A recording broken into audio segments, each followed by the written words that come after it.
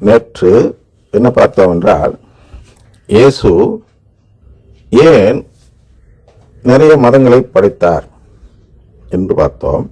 அதன் தொடர்ச்சி என்று பார்க்க இருக்கிறோம்.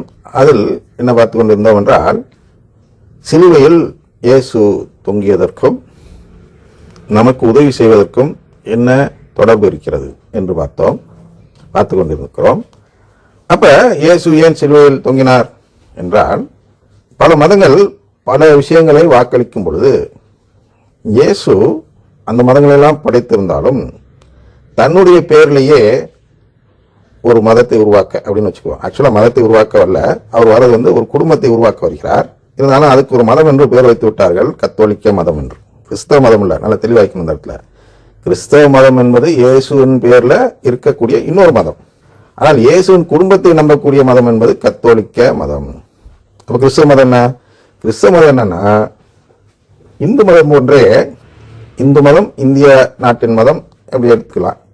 அது போன்று என்ன செய்கிறது என்றால், இயேசுவும் உதவி செய்வார், அதெல்லாம் வல்லவர், அடையாளம்லாம் செய்கிறவர், நீங்கள் என்ன கேட்டாலும் கொடுப்பார். இந்த பந்தோபஸ்து சபையெல்லாம் கூடுவாங்க, வாங்க வாங்க ஆசீர்வாதமாக இருக்கலாம். அப்போ இயேசு ஆசீர்வாதம் தரக்கூடியவர் என்று நம்மிடம் ஒரு தவறான எதிர்பார்ப்பை புகுத்தி விடுகிறார்கள். அதன் விளைவாக நாம் என்ன நினைக்கிறோம் என்றால், இயேசு நமக்கு உதவி செய்பவர் அப்படின்னா அந்த ஊனியல்பு இச்சைகளுக்கு உதவி செய்பவர் என்று நாம் நினைத்துக் கொள்கிறோம். ரோமர் 8வது அதிகாரத்தில் 5-8 வரை படித்தீர்கள் என்றால், இந்த ஊனியல்பு நாட்டம் நம்ம எப்படி நரகத்திற்கு கொண்டு போய் தள்ளுகிறது என்று அங்கே சொல்லப்படுகிறது. அது கடவுளுக்கு எதிரானது என்று சொல்லப்படுகிறது. அந்த ஊனியல்பு நாட்டத்தை நாட வைக்கும் சபைதான் கிறிஸ்தவ சபை. அதனால்தான் அது கத்தோலிக்க சபையோடு வேறுபட்ட ஒரு மதம் என்று நான் சொல்கிறேன். கத்தோலிக்க சபை என்பது அது அல்ல.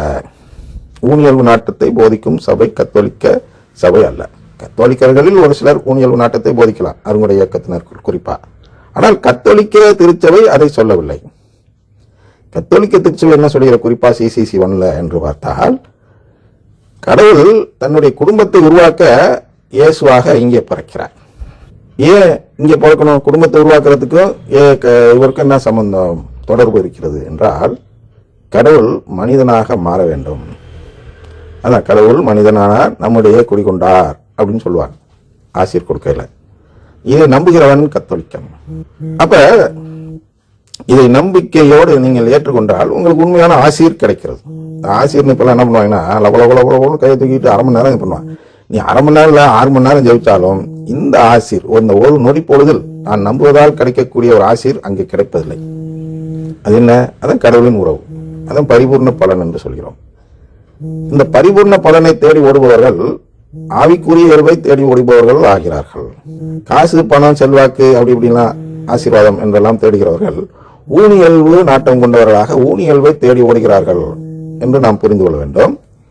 அதனால் இயேசு ஊனியல்பு நாட்டத்தை நிறைவேற்றி தர வரக்கூடிய மற்ற சாமிகள் போல் இவர் சாமி அல்ல. இவர் நம்மை படைத்த அப்படின்னா நம்ம ஆன்மாக்களை படைத்த கடவுள் ஒருவராக இருந்தான். அதுல இவர் படைத்து இவரே மனித உருவம் எடுத்து மனிதனாக, மனித உருவம்னு கூட சொல்றது தப்பு, இவரே மனிதனாகவும் பிறக்கிறார். அதெல்லாம் உங்களுக்கு தெரியும், அன்னைமரியாள் வயிற்றில் பிறக்கிறார். இந்த மனிதனாக பிறந்த கடவுள் மனிதனாகவே இறந்து போக வேண்டும். அதுதான் நிபந்தனை. எதற்காக அந்த நிபந்தனை என்றால், இவர் முழு மனிதன் என்று நிரூபித்து காட்டினால்தான் இவர் நம்மை போன்ற முழு மனிதர்களுக்கு உறவு தர முடியும். இவர் முழு மனிதனாக வாழ்ந்து காட்டாமல் ஒரு தெய்வமாக, பாதி மனிதன் பாதி தெய்வம் என்ற நிலைப்பாட்டை எடுத்து வாழ்ந்தால் அவர் வேறு இனம், நாம் வேறு இனம் என்று ஆகிவிடுவோம். அதனால் அவரால் நமக்கு உறவு கொடுக்க முடியாத நிலை வந்துவிடும். ஒரே இனத்தை சேர்ந்த இருவர் தான் தத்தெடுக்கப்பட்டு ஃபீலியல் அதாவது ஃபீலியல் உறவு என்று சொல்லலாம். அது என்னன்னா, உண்மையிலே ஒரு தந்தைக்கும் மகனுக்கும் என்ன உறவு இருக்கிறதோ அதே உறவை கடவுள் அப்பொழுதுதான் தர முடியும். எப்பொழுது என்றால், முழு மனிதனாக இருந்து, ஒன்று கடவுள் முழு மனிதனாக இருக்க வேண்டும் உறவு தர, அல்லது மனிதன் முழு கடவுளாக மாற வேண்டும். மனிதன் முழு கடவுளாக மாறுவது என்பது சாத்தியக்கூறல்ல, எல்லாருக்கும் தெரிஞ்ச விஷயம் இல்லையா? சரியா? அது குறித்து வேண்டுமானால் நீங்கள் CCC 469 478 வரையும் படித்து பார்த்தால் அந்த முழு மனிதனாக ஏன் இருக்க வேண்டும் என்று நம் மறைக்கல்வி சொல்வதை புரிந்து கொள்ளலாம். ஆனால் மனிதன் கடவுளாக மாறி நம்மை படைத்தவரோடு உறவு வைத்துக் கொள்வது சாத்தியக்கூறல்ல என்பதால் கடவுள், எல்லாம் வல்ல கடவுள், எது வேணாலும் செய்ய முடிந்த கடவுள் என்ன செய்கிறார் என்றால் மனிதனாக வருகிறார். அவர் மாற முடியும் மனிதனாக, நாம் கடவுளாக மாற முடியாது. அப்ப ரெண்டு பேரும் என்ன செய்யணும், ஏதோ ஒரு இனமா மாறணும். அப்ப கடவுள் என்ன முடிவெடுக்கிறார் என்றால் நானே மனிதனாக மாறிவிடுகிறேன். அப்ப நானே மனிதனாக மாறிவிடுகிறேன்னு சாத்தானுக்கு உழுது ஒரு அடி, மரண அடி.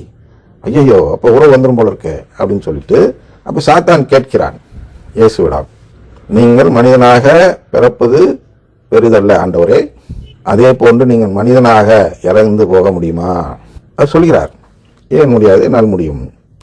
இல்ல, நான் எந்த மனிதனுக்கும் கொடுக்காத அளவுல பெரிய அளவுல உங்களை சோதித்து உங்களை அந்த இன்னலுக்கு உட்படுத்தி அந்த பாடுகள் பட வைத்து அதன் பின்தான் மரணம் வரும்படி உங்களுக்கு நான் சோதனை கொடுப்பேன்.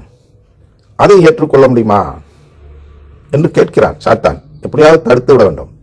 யார் சாத்தான்னா, மனிதர்கள் கடவுள் பிள்ளைகளாக மாறிவிடக்கூடாது என்று பாடுபடுவோம் தான் சாத்தான். மற்ற சபையெல்லாம் சொல்வது, மற்ற மதங்களில் எல்லாம் சொல்வது போல் சைத்தான் சைத்தான் என்று சொல்வார்கள் அல்லவா, கருப்பாத்த வச்சிருப்பான், கெட்டதையே நினைப்பான். அது இல்லை.